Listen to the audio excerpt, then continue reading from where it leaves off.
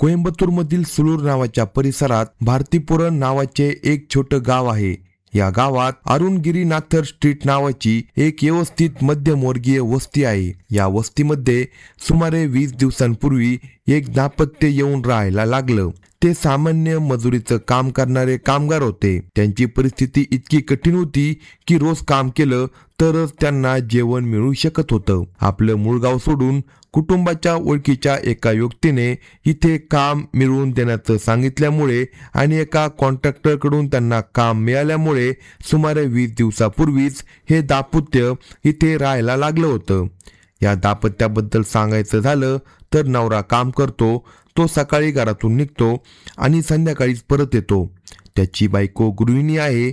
कधी कधी ती जवळपास छोटी मोठी कामं करते. या दाम्पत्याला 2 मुले आहे.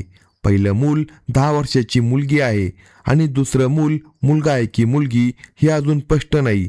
म्हणजे एकूण त्यांना 2 मुलं आहेत. सामान्यपणे एखादा परिसर सोडून किंवा एका गावातून दुसऱ्या गावात गेल्यानंतर नवीन ठिकाणी तिथल्या लोकांमध्ये मिसळणं ही थोडी आव्हानात्मक गोष्ट असते.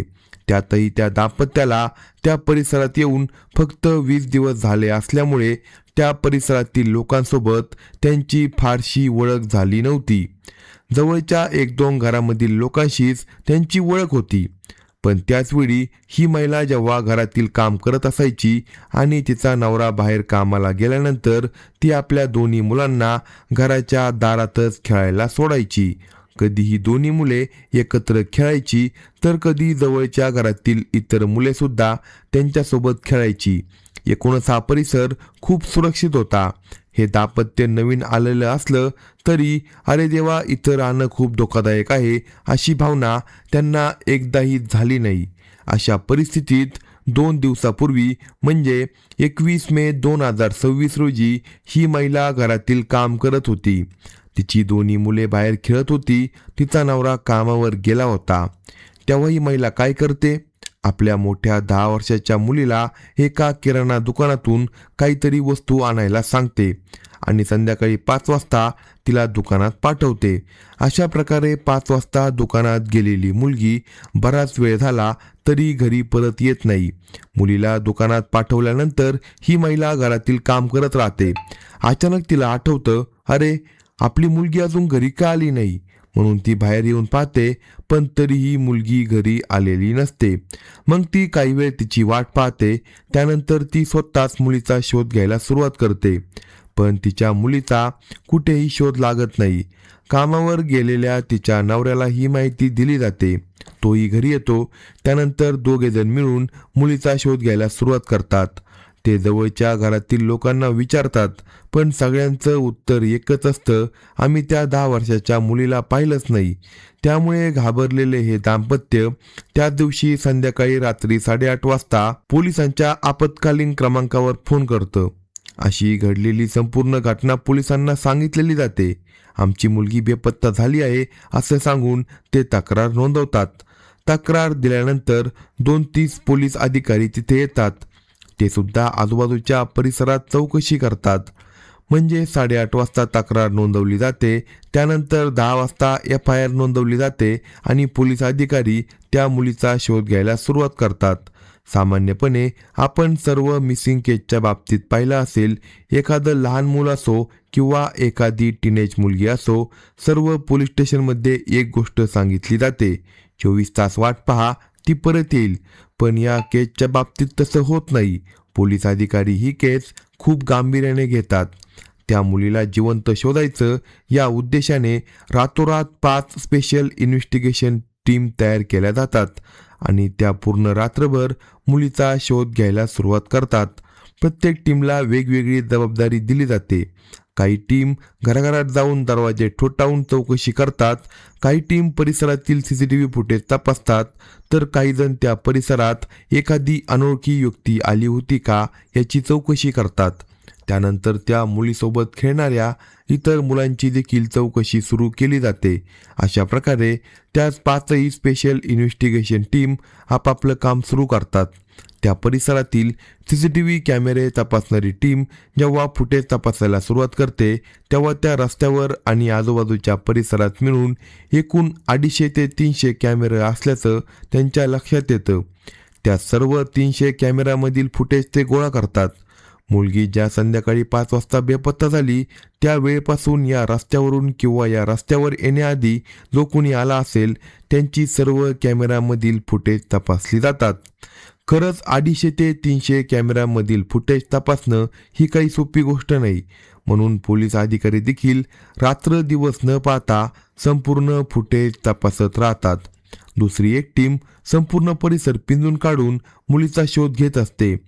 जर या मुलीला इथून अपहरण करून नेलं असेल तर आजूबाजूला पाहिलं असतं तिथं अनेक नारळाच्या बागा आहे. हा परिसर पूर्णपणे एकाकी असून मोठ्या प्रमाणात झुडपांनी भरलेला असल्यामुळे कदाचित तिथे त्या मुलीसोबत काही अनर्थ झाला असेल असा विचार करून जवळच्या नारळांच्या बागापासून संपूर्ण परिसर पिंजून काढला जातो. मुलगी बेपत्ता झाल्यानंतर बरोबर 24 तासांनी म्हणजे 22 मे 2026 रोजी संध्याकाळी 5:30 वाजता या मुलीचं घर जिथं आहे तिथून अगदी 2 किलोमीटर अंतरावर एक प्रायव्हेट नारळाची बाग आहे. म्हणजे एका खाजगी व्यक्तीच्या मालकीच्या नारळाच्या बागेत पोलीस अधिकारी आणि स्वयंसेवक सर्वत्र तपास करत असतात. त्यांना एक दाट झुडूप दिसतं. ते झुडूप काहीसं विस्कटलेलं असल्यासारखं वाटतं. ते झुडूप बाजूला करून पाहिल्यावर त्याच्या आत या मुलीचा मृतदेह सापडतो. या मुलीची अत्यंत क्रूरपणे हत्या करण्यात आलेली असते.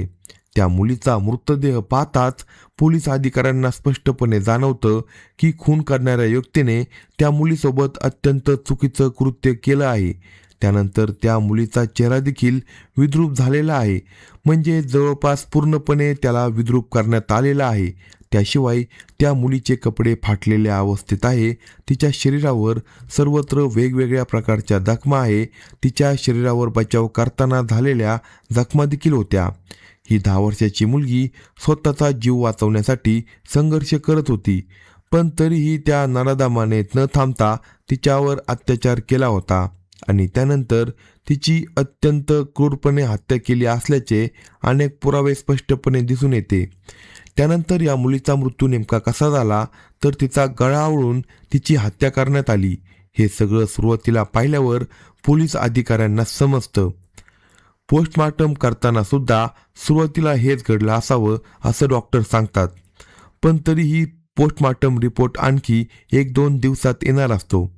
त्यानंतर त्या मुलीच्या शेवटच्या क्षणी नेमकं काय घडलं होतं याची संपूर्ण माहिती समोर येणार होती. पण एकूणच या मुलीसोबत अत्याचार करून तिची हत्या करण्यात आली होती. इतक्या क्रूरपणे तिची हत्या करण्यात आली हे मात्र स्पष्ट झालं आहे. आता या मुलीच्या शरीराचं पोस्टमॉर्टम पूर्ण झाल्यानंतर ते तिच्या आईवडिलांकडे सोपवण्याचा प्रयत्न केला जातो. पण तिचे आईवडील आणि नातेवाईक आम्ही हे बॉडी स्वीकारणार नाही असं सांगतात. साहजिकच आपल्या सगळ्यांना माहिती आहे की बॉडी स्वीकारल्यानंतर हा खून करणारा आरोपी सापडेल की नाही, पोलीस आपलं काम व्यवस्थित करतील की नाही अशी शंका निर्माण होणं स्वाभाविक आहे. पण तरीही पोलिसांनी त्यांना आश्वासन दिलं आहे. आम्ही पुढील 24 तासांच्या आत खुन्याला नक्की अटक करू असे सांगून ते तिच्या आईवडिलांना आणि नातेवाईकांना समजवतात. पोलीस स्टेशनच्या ठिकाणीच मोठं आंदोलन होतं. तिरुचीकडे जाणारा हायवे पूर्णपणे बंद करण्यात येतो. शेवटी अनेक वरिष्ठ पोलीस अधिकारी तिथे येऊन चर्चा करतात आणि या मुलीचा मृतदेह तिच्या आईवडिलांकडे सोपवला जातो. शेवटी पोलिसांवर प्रचंड दबाव होता की पुढील 24 तासांच्या आत या खुन्याचा शोध घ्यायचा होता. आता पोलिसांच्या हातात असलेला सर्वात मोठा पुरावा म्हणजे ते CCTV कॅमेरा होते. मी आधी सांगितल्याप्रमाणे त्या परिसरातील 300 ते 350 कॅमेरे एक एक करून तपासले जात होते. तेव्हा या केसला एक महत्त्वाचा धागा मिळतो.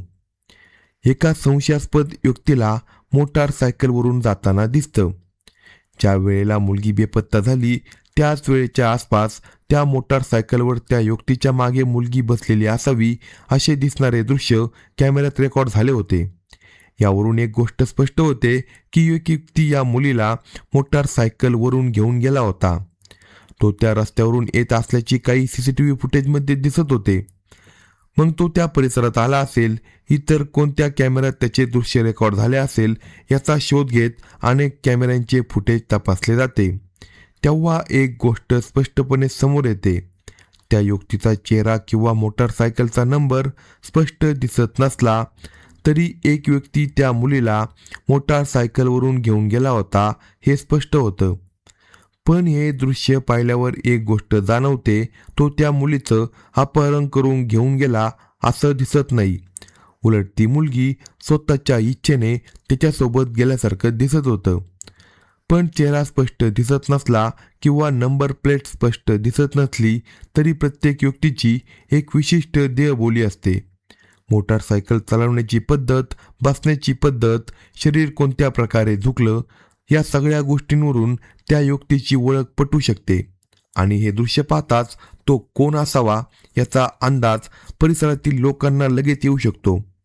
त्यानंतर ते फुटेज परिसरातील लोकांना दाखवून विचारला असता ते अगदी सहजपणे सांगतात, सर हा कार्तिक आहे. पोलीस अधिकाऱ्यांनी पहिल्यांदाच कार्तिक नावाच्या एका व्यक्तीबद्दल ऐकलं. हा कार्तिक कोण आहे? त्याचं वय 33 वर्षे आहे. तो सुद्धा स्थानिक पातळीवर मजुरीचं काम करतो. तो मूळचा नागापट्टिनमचा होता.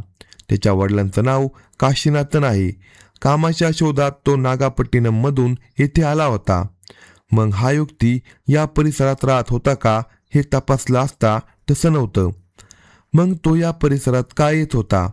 तपासामध्ये असं समोर येतं की कार्तिकचा मोहनराज नावाचा आणखी एक जवळचा मित्र आहे. हा मोहनराज त्या मुलीच्या घराजवळ राहत होता. त्यामुळे कार्तिक जेव्हा जेव्हा मोहनराजच्या घरी यायचा तेव्हा त्याची या परिसरातील लोकांसोबत थोडी ओळख झाली होती. कदाचित त्याच वेळी त्याने या मुलीसोबत बोलायला सुरुवात केली असावी. पण या मुलीला या परिसरात येऊन फक्त 20 दिवस झाले होते. असं असताना देखील कार्तिकने या मुलीसोबत इतक्या कमी दिवसात कशी जवळीक निर्माण केली असावी हे मात्र अजून स्पष्ट झालं नव्हतं. त्यानंतर पोलीस कार्तिक आणि मोहनराज या दोघांचा शोध घ्यायला सुरुवात करतात. दोघेही फरार झालेले असतात. तेव्हा पोलिसांना समजतं की ते दोघे एका हॉटेलच्या पहिल्या मजल्यावर कुठेतरी लपून बसले आहे. पोलीस अधिकारी लगेच त्या हॉटेलला घेरतात आणि त्याला अटक करण्याचा प्रयत्न करतात. पण तो पोलिसांच्या तावडीतून पळून जाण्याचा प्रयत्न करतो. तो पहिल्या मजल्यावरून खाली उडी मारण्याचा प्रयत्न करतो. तो उडी मारतो आणि त्याचे हातपाय मोडून त्याला गंभीर दुखापत होते. त्याचवेळी कार्तिकच्या अगदी जवळचा मित्र मोहनराज तिथे असतो. मोहनराज या खुनाचा थेट सहभागी नसला तरी त्याने कार्तिकला वाचवण्याचा प्रयत्न केल्याचं स्पष्ट होत असल्यामुळे पोलीस त्याच्या मित्राला म्हणजे मोहनराजला अटक करतात. कार्तिक खाली पडल्यामुळे त्याचे हातपाय मोडलेले असतात. त्याला रुग्णालयात दाखल करून उपचार केले जाते. त्यानंतर पोलीस त्याची चौकशी सुरू करतात. सुरुवातीच्या चौकशीत त्याला नेमकं काय घडलं, त्या मुलीसोबत तू काय केलं, अशा प्रकारचे प्रश्न विचारले जातात. तेव्हा कार्तिक काय सांगतो, मी या मुलीला काही दिवसांपासून पाहत होतो. माझी तिच्यावर वाईट नजर होती. त्या दिवशी मी माझ्या मित्राला भेटायला येत असताना ही मुलगी मला एकटी येताना दिसली. ही संधी आहे असं समजून मी तिला काही चॉकलेट दिलं. मी तिला अंकलसोबत दुसऱ्या ठिकाणी चलशील का असं विचारलं. त्यानंतर ती मुलगी माझ्यासोबत आली. त्यानंतर मी तिला मोटारसायकलवर बसून घेऊन आलो. मी तिला थेट इथून 2 किलोमीटर अंतरावर असलेल्या एका नारळाच्या बागेत घेऊन गेलो. तिथे कुठल्याही युक्तीची ये-जा नव्हती आणि परिसर पूर्णपणे शांत होता. मी त्या मुलीवर तिथे लैंगिक अत्याचार केला. त्या मुलीने त्याचा विरोध केला. त्यामुळे तिच्या चेहऱ्यावर आणि शरीराच्या अनेक भागांवर मी मारहाण केली. लैंगिक अत्याचार केल्यानंतर मी तिचा गळा आवळून तिची हत्या केली. त्यानंतर मला काय करावं हे समजत नव्हतं. मग तिथे असलेल्या एका झुडपात मी त्या मुलीचा मृतदेह लपून ठेवला. त्यानंतर मी बाहेर आलो आणि काहीच घडलं नसल्यासारखं वागलो. मग माझा मित्र मोहनराज याला फोन करून घडलेली संपूर्ण घटना सांगितली. त्यानेच मला या खुनातून वाचण्याची मदत केली. त्याने माझ्यासाठी हे हॉटेलचं रूम बुक करून दिलं. म्हणजे या सगळ्या घटनेची माहिती मोहनराजला होती. कार्तिक इतका मोठा गुन्हा करून आला होता. अशा गुन्हेगाराला वाचवण्याचा प्रयत्न मोहनराजने केला होता. काही सोर्सकडून असं सांगितलं जातं की हा खान करण्यापूर्वी कार्तिक असा काही गुन्हा करणार आहे याची माहिती मोहनराजला होती. एकूणच मोहनराज या खुनामध्ये थेट सहभागी नसला तरी या प्रकरणात त्याला देखील एक मोठा आरोपी मानलं जात आहे. पण या प्रकरणातील सर्वात धक्कादायक गोष्ट म्हणजे खून केल्यानंतर कार्तिक एका हॉटेलमध्ये जाऊन लपून बसला. पण मोहनराजला कोणताही त्याच्यावर संशय येऊ द्यायचा नव्हता, कारण मोहनराज याच परिसरातील रहिवासी होता. तोही अचानक गायब झाला असता तर लोकांना त्याच्यावर संशय आला असता. म्हणून त्या मुलीचे कुटुंबीय आणि नातेवाईक तसंच पोलीस जेव्हा मुलीचा शोध घेत होते तेव्हा तो सुद्धा त्यांच्यासोबत मुलीचा शोध घेत असल्याचं नाटक करत होता. त्यानंतर पोलीस अधिकाऱ्यांनी या दोघांची पार्श्वभूमी तपासली तेव्हा एक अत्यंत धक्कादायक गोष्ट समोर आली.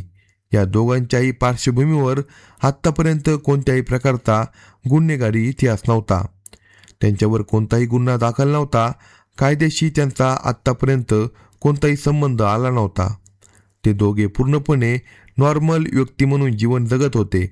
अशा व्यक्तीकडून एवढा मोठा गुन्हा कसा घडू शकतो हीच गोष्ट आश्चर्यचकित करणारी आहे. सामान्यपणे खुनाच्या प्रकरणात संबंधित कायद्याच्या कलमानुसार गुन्हा दाखल केला जातो. या प्रकरणात खून, लैंगिक अत्याचार आणि मृतदेहाचा अपमान केल्यासंबंधी विविध कलमांखाली गुन्हे दाखल केले जातात. त्याशिवाय हे प्रकरण एका अल्पवयीन मुलीशी संबंधित असल्यामुळे पॉस्को कायद्याअंतर्गत गुन्हा दाखल करण्यात आला आहे. या दोघांना कठोर शिक्षा मिळेल अशी अपेक्षा व्यक्त केली जात आहे. हा कार्तिक पूर्णपणे दारू पिलेल्या अवस्थेत होता, त्यामुळे त्याने असा गुन्हा केल्याचं काही ठिकाणी सांगितलं जातं. पण या माहितीची सत्यता किती आहे हे अजून स्पष्ट नाही. मात्र या प्रकरणातील मुख्य खून करणारा आरोपी कार्तिकच आहे. अशाच नवनवीन स्टोरी ऐकण्यासाठी कलम 302 या मराठी चॅनलला सबस्क्राईब करा आणि आपल्या प्रतिक्रिया कमेंट बॉक्समध्ये कळवा.